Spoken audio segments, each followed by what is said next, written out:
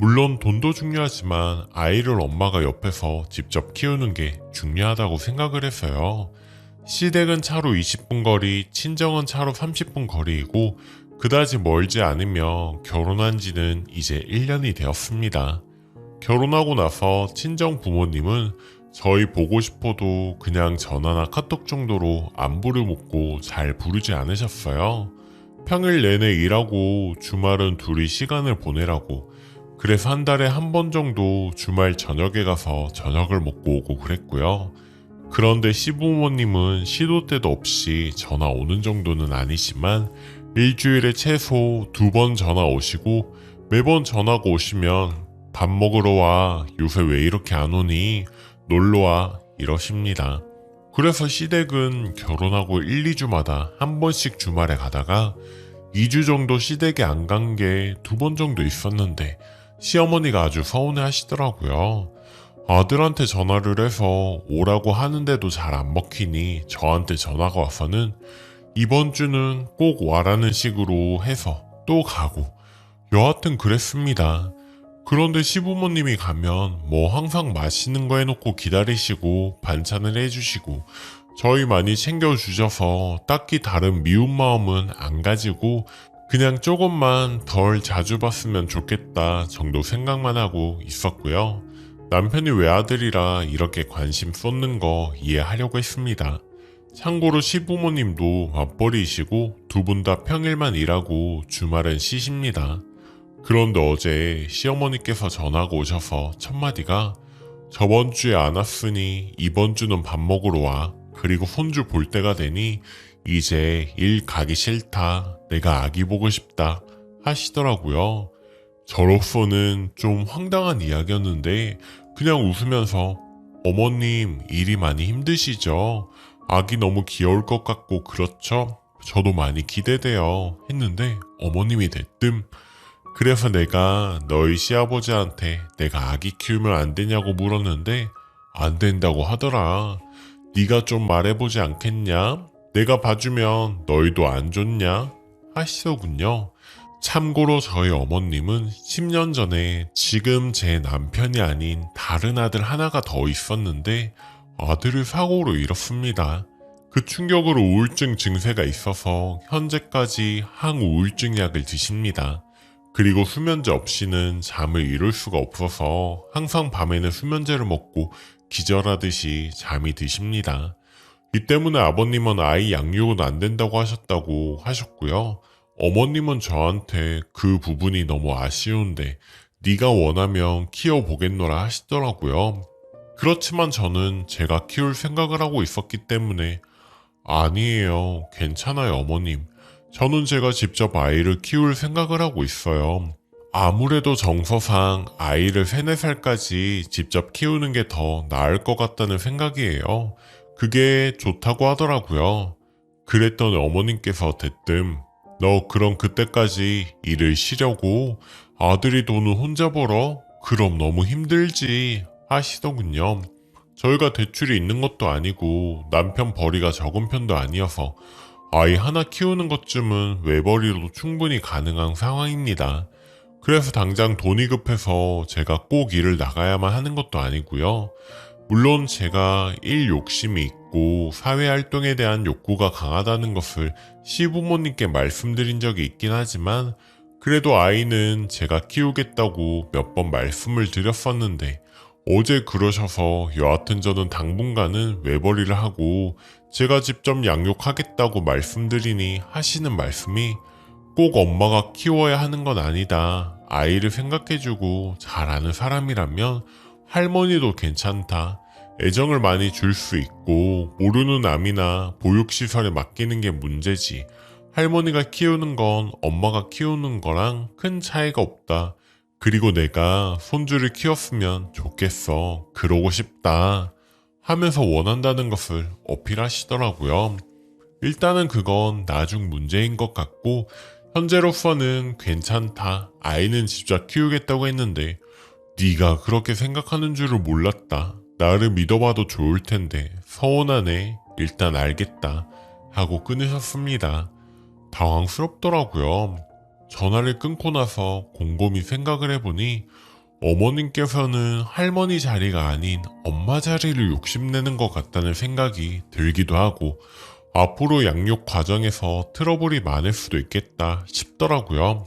저는 아이 하나를 낳더라도 제가 직접 알아보고 아이 옆에서 시간을 보내며 열심히 육아하고 싶습니다. 엄마가 돼서 아이랑 모든 일상을 함께하고 싶은 로망도 있었고요. 물론 힘들겠지만요. 그런데 시부모님께서는 둘, 셋을 낳아라 라는 말도 안 되는 평소에 임신 중인 저한테 노산도 아닌 신혼 3개월 만에 임신을 해서 아기 가진 저한테 쉽게 하시더니 아기는 내가 보겠다.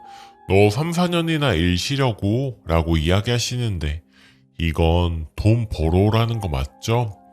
어제 남편한테 바로 이야기를 했는데 우리 엄마한테 맡길 일은 없으니 걱정 마라. 어머니 말씀은 그냥 한 귀로 흘려 그냥 가볍게 하시는 말씀일 거야 하시는데 사실 임신 기간 내내 둘째는 언제 낳냐, 애는 많이 낳아라 등등 여러모로 손주 욕심내시는 시부모님을 보면서 스트레스를 꽤 받았는데 이것도 또 흘려 들으라는 남편도 좀 믿고 시부모님도 많이 싫으시네요.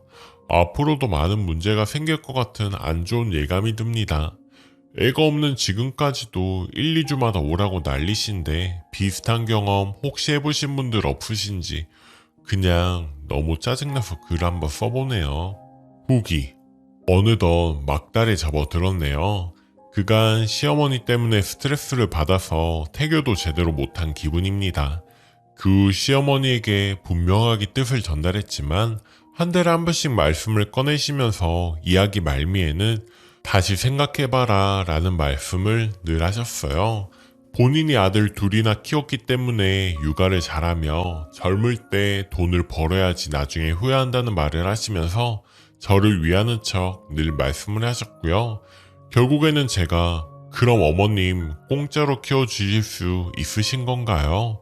저희 돈 모으고 하려면 어머님께 용돈은 못 드리는데요. 그랬더니 많은 돈은 필요 없지만 소정의 금액은 받아야겠지 하시더라고요. 그렇게 말씀하시는 것조차 싫어서 어머님 저는 무조건 제가 키웁니다. 저희가 결정한 사항인데 어머님이 아이를 키우고 싶은 마음을 우선시해드릴 수가 없어요. 아이와 저희의 삶은 저희가 책임져야 할 부분이고요. 그러니 다시는 말씀 말아주세요 하고 아주 강하게 말을 했습니다.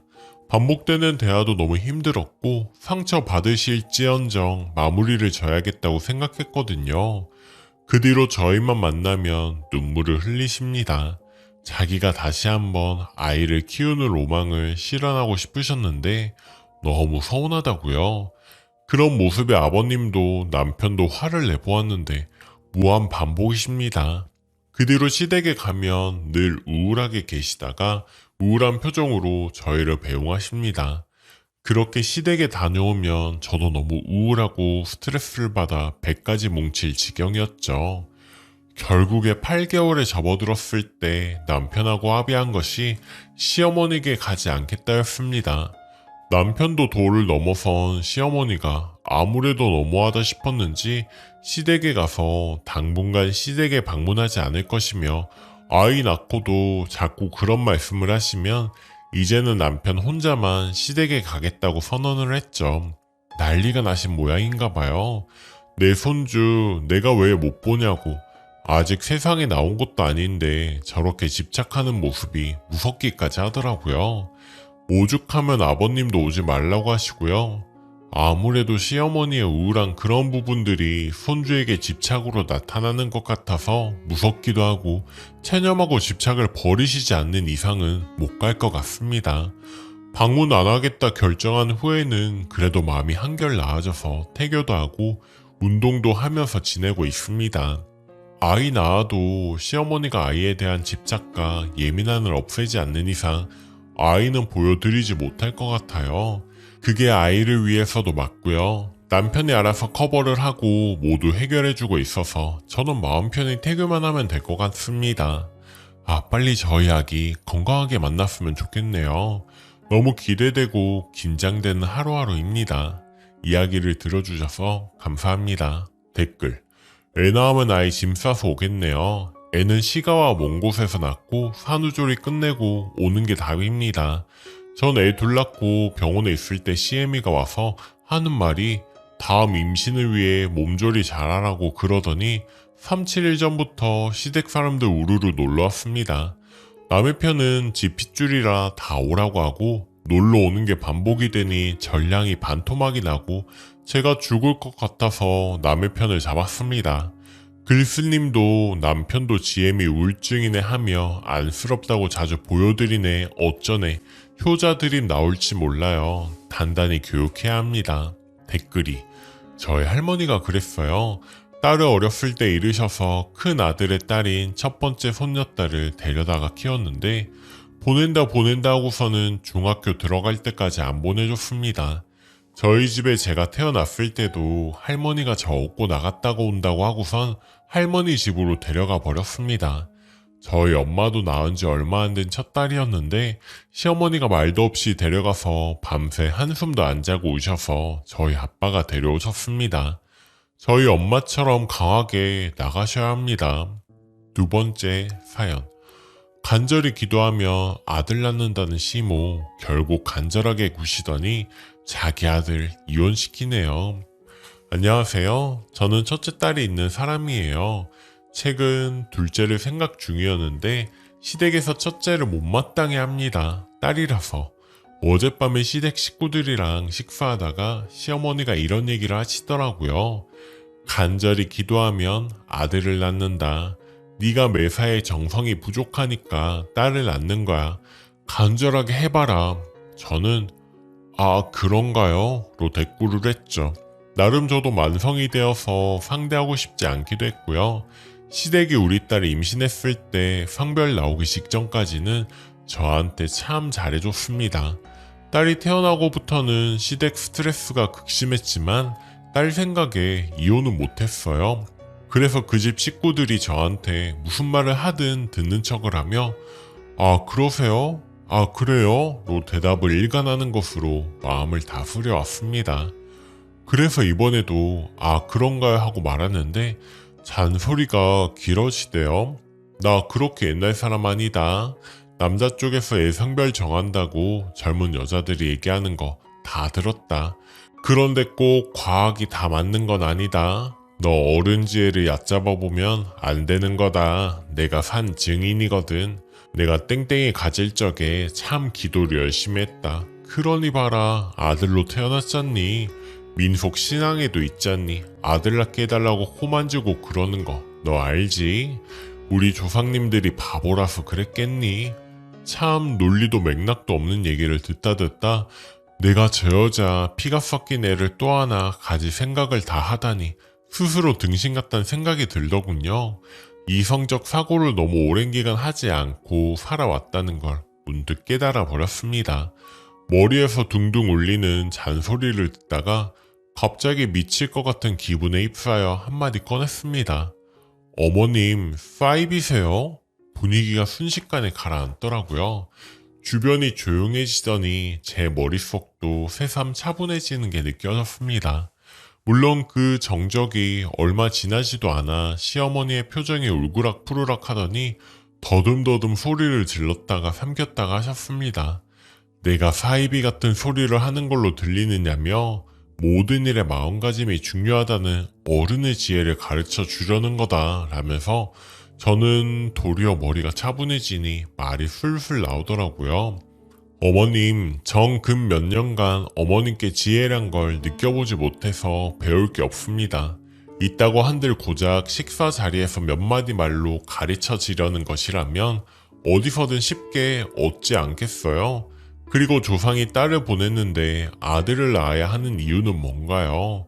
삼신할머니 무시하세요? 그리곤 가방을 챙겨 바로 나왔습니다. 운전해서 곧장 친정으로 갔어요. 딸도 친정에 맡겨뒀었거든요. 운전하는 내내 옛날 당당하던 나로 돌아간 것 같아 심장이 두근두근 하더라고요. 사고가 날까 걱정이 돼서 중간에 몇 번을 섰는지 몰라요. 구름 위를 둥둥 밟는 느낌이 들더군요. 참 시어머니한테 몇 년을 참다가 고작 몇 마디 따진 게 당당하던 나로 돌아간 것이라니 제가 말해놓고도 웃기긴 하지만 딸을 생각해서 더 당당해져야겠죠. 남편과 사이가 나쁜 편은 아니었는데 사실 저희 부부에게는 이제 나빠질 상황만이 남은 것 같아서 이혼을 얘기할 때가 된 듯 합니다. 한 번씩 시어머니가 이럴 때마다 상상했던 부분이기도 하고요. 남편 집이나 우리 집이나 재산은 비슷비슷합니다. 결혼할 때 돈 보탠 것도 비슷비슷. 종종 올라오는 사이다 사연 읽어보면 피해자 집안이 더 잘 살고 그래서 이혼 후에 가해자 집안에서 후회하고 그러던데 저는 그렇지는 않고요. 세상이 드라마 같지는 않네요. 추가. 새벽에 잠을 실컷 설치고 익명의 힘에 기대어 속풀이를 해보았는데 댓글로 응원해주신 분들 감사합니다. 저희 부부는 30대 중반이고 남편이 외동인데 늦둥이라 시어머니는 70대 중반입니다. 그래서 더 아들 하는 것도 있는 듯해요. 남편이랑은 2년 전부터 주말 부부 생활을 하고 있습니다. 2주에 한 번 볼 때도 있고요. 선봐서 결혼한 거라 그런지 서로 유별나게 애틋했던 적도 없었던 것 같아요. 시어머니도 남편이 곁에 있으면 멀리서 일하다 온 아들 챙기신다고 저한테 신경을 안 쓰십니다. 잔소리며 스트레스 받게 할 일도 확 줄어요. 어제 저녁에는 남편이 오는 날이라 같이 식사하기로 한 건데 남편이 늦어져서 음식을 시켜두고 기다리던 중에 그런 대화가 오간 겁니다. 어제 이혼을 결정하게 된 이유는 단순히 저 입씨름 때문만은 아니고 남편이 없을 때마다 커지는 시댁 스트레스가 끝나려면 시어머니가 돌아가시고 나서야 가능할 것 같다는 생각이 들어서였습니다. 누군가가 죽기를 바라는 삶이라니 얼마나 끔찍하게 느껴지던가요. 그래서 끝내려고 합니다. 물론 남편과 둘 사이에 다른 문제들도 있지만 여기에 다 쓰기도 민망하네요. 아무튼 이제 제 딸과 저를 귀하게 여기며 살아야죠. 이혼을 생각하니 가슴이 뜁니다. 얼른 새 인생을 살고 싶네요. 댓글. 시어머니가 서울 아파트 사주는 것도 간절히 기도하면 이뤄지느냐고 해보세요. 간절히 지랄을 해서 귀한 아들 이혼시키게 생겼네. 어휴, 갑갑하네요 진짜. 댓글이. 예전에 라디오에서 나온 사연인데 시어머니 쳐다보면서 이렇게 말해보세요. 간절히 기도하면 이뤄진다고요? 시어머니한테 나는 강남 신축 아파트 한 채 받을 수 있다. 나는 강남 아파트 들어간다. 시어머니가 강남 아파트 해주신다. 이걸 무한반복하세요. 세 번째 사연. 30대 중반 결혼 9년차 맞벌이 부부입니다. 현재 이혼 소송 중이고 조정 기일이 잡혀있는 상태입니다. 남편의 직접적인 불륜 증거는 못 잡았고 정황 증거는 있는 상태에서 카톡, 폰 사진 등 5살 남자아이 데리고 이혼을 합니다. 아이는 월하 전 남편 수목 금토일 제가 돌보기로 했고 양육비는 제가 원하는 만큼 받을 수가 있고 지금 사는 집도 제 명의로 해주겠다고 해서 이혼하기로 협의가 된 상황이에요. 처음에는 아직 시작하는 단계인 것 같아서 최대한 믿어보려고 하고 정리하라고 했습니다. 남편 회사 10살 어린 직원, 해고하고 다시 만나지 말라고 했으나 여직원은 형편 운운하며 조선가정의 가장 해고하지 않아서 이혼 소송을 제기했습니다. 이혼을 결심하고 나서 가족들과 친구들 반응이 반반으로 갈리네요. 한쪽은 누구 좋으라고 이혼해주냐, 네가 애 데리고 물러나면 그년놈들 둘이 100% 깨볶으면서 살 텐데 그냥 돈 벌어오는 기계로 쓰고 절대 이혼해주지 말고 버텨라. 한쪽은 불륜은 이미 너의 영혼에 상처를 남겨서 회복하기 어려울 것이다. 너와 아이의 행복만 생각을 해서 이혼하라였습니다. 결국은 제 선택이었지만 저는 저랑 이혼하고 나서 전 남편이 그 어린 여자와 깨를 볶아도 어떤 감정도 느끼지 않을 것 같고 일단 매일 같은 공간에서 남편과 숨쉬고 살 자신이 없어서 이혼하기로 결심을 했습니다. 그동안 꼬리는 안 밟혔지만 여직원과 남편 3자 대면했을 때 서로 애틋해하는 게 너무 보였고 서로가 서로를 보호해주려고 말 맞추고 거짓말 해대는 게 뻔히 보여서 여직원이 형편이 안 좋아서 남편이 돈도 잘 벌고 잘 쓰니 나이 많은 것도 유부남인 것도 크게 상관없는 듯 보였습니다. 한 번도 바람피지 않는 사람은 있어도 한 번만 바람피는 놈은 없다고 하더라고요. 혹자는 어린애한테 밀려서 서럽지 않냐는 식으로 위로인 듯 아닌 듯 하는 말들을 하는데 세월은 누구에게나 공평하잖아요.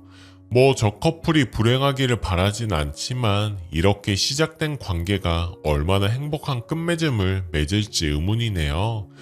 어차피 결혼 9년 차라 저라고 남편이 뭐 아깝겠어요. 데리고 살아보면 압니다.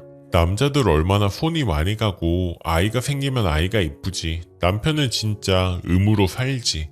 뭐를 어지르면 치우기를 하나 약 하나를 뜯어먹어도 쓰레기통이 바로 지척이라도 치우는 꼴을 봤나. 맞벌이인데 가사일을 돕기를 하나 육아를 하기를 하나 매일 쉬는 날 소파에 누워서 폰이나 보고 게임이나 하는 인간. 그렇다고 몸 관리를 하나 지방간에 술 먹어서 술 빼. 아우 진짜 하나도 안 아깝네요. 저는 살고 싶어서 알콩달콩 사는 부부들도 물론 많겠지만 저희는 뭐 몇 년 전에 각방을 썼고 애정도 없고 별거 2달에 접어드는데 매일 아주 편안하네요. 아이는 원래도 아빠한테 애정이 없어서 엄마랑만 있고 권위적이고 야단치는 아빠가 없으니 더 잘 크는 것 같고요.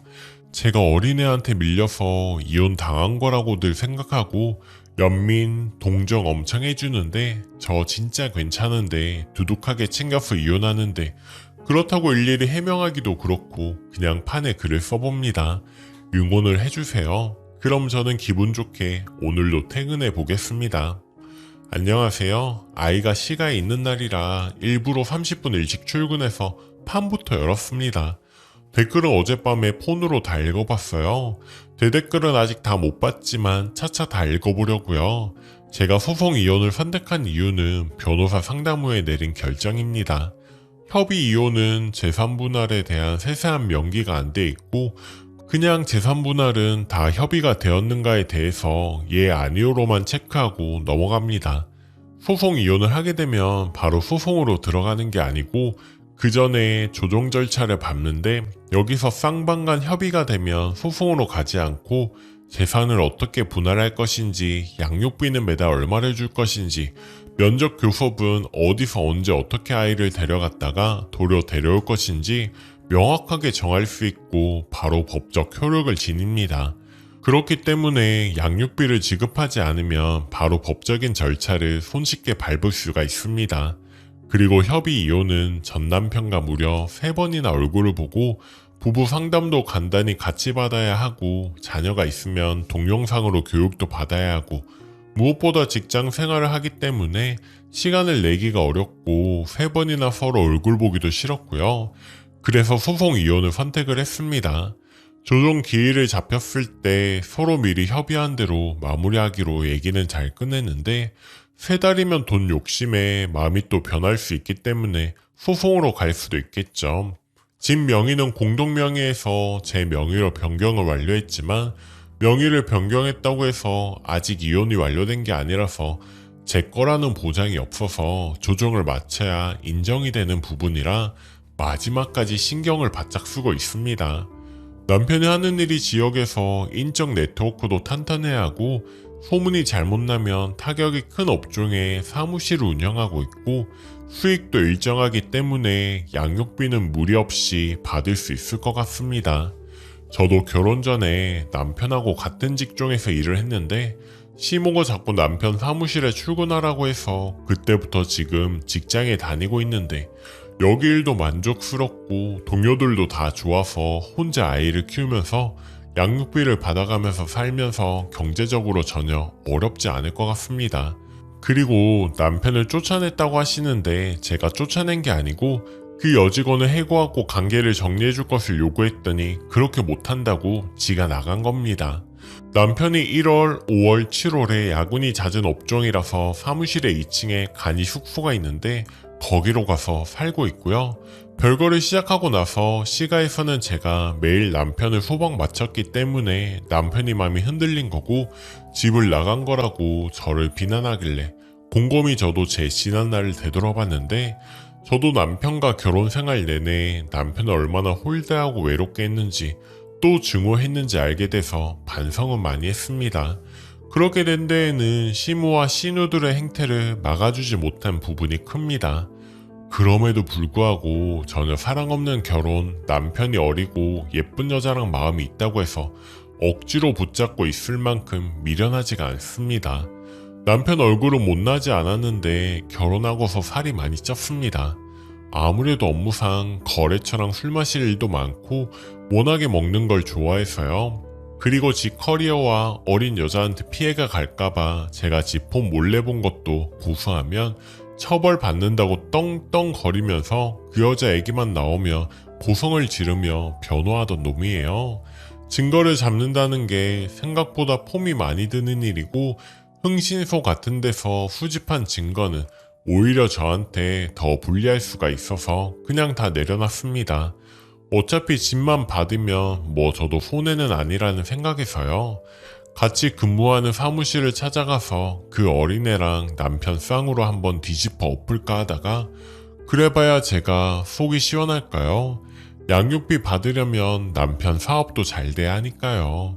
제가 불행한 결혼 생활 내내 그냥 남편하고 공동 육아하면서 아이의 부모로만 이어져 있고 따로 편히 살면 좋겠다라고 생각했던 게 이루어졌기 때문에 저는 만족하고 있습니다. 물론 조정이 다 끝나고 그때까지 남편 마음이 변하지 않아야 가능한 거겠죠. 정신 승리하는 게 아니고 그 여자 지금이야 외식하고 돈 잘 쓰고 선물 잘 사주고 저한테 연애할 때 했던 대로 해준다면 아마 늘수구레한 아저씨라도 사랑할 수 있을 거예요. 길게도 말고 딱 1년만 한번 살아보면 아마 생각이 바뀔 거라고 감히 장담합니다. 아주 불행한 결혼을 해본 사람만 이해할 수 있는 감정을 저는 매일매일 느껴요. 그 사람과 함께이지 않아서 정말 행복하다. 이 순간 아이랑만 이 공간에 있다는 게 정말 편안하다. 저는 앞으로도 아이랑 행복하겠습니다. 댓글 쓰신 분들 각자의 행복을 누리면서 사시길 기원 드려요. 감사합니다. 댓글이 정신이 정말 건강하신 분 같아요. 남편에 대한 증오보단 내 맘의 안정과 평화가 중요한 게 맞는데 분노로 자기 인생 소모하는 게 일반적인 님 글 보면 아이도 잘 키우고 평탄하게 살 것 같습니다. 댓글이 10살이나 어린애가 그 남자랑 천년만년 붙어 있겠어? 조만간 그 둘도 어느 한쪽의 바람으로 끝날 겁니다. 댓글 3. 빨리 이혼하고 싶은 마음에 양육비를 넉넉히 줄 것처럼 말하지만 매달 받는 거 쉽지 않아요. 남편 형편이 괜찮으면 아들 몫으로 목돈을 크게 받고 작은 금액으로 매달 받으세요. 오늘 제가 준비한 사연은 여기까지입니다. 좋아요 눌러주시고 오늘도 낭만캐스터와 함께 행복한 하루 보내세요. 감사합니다.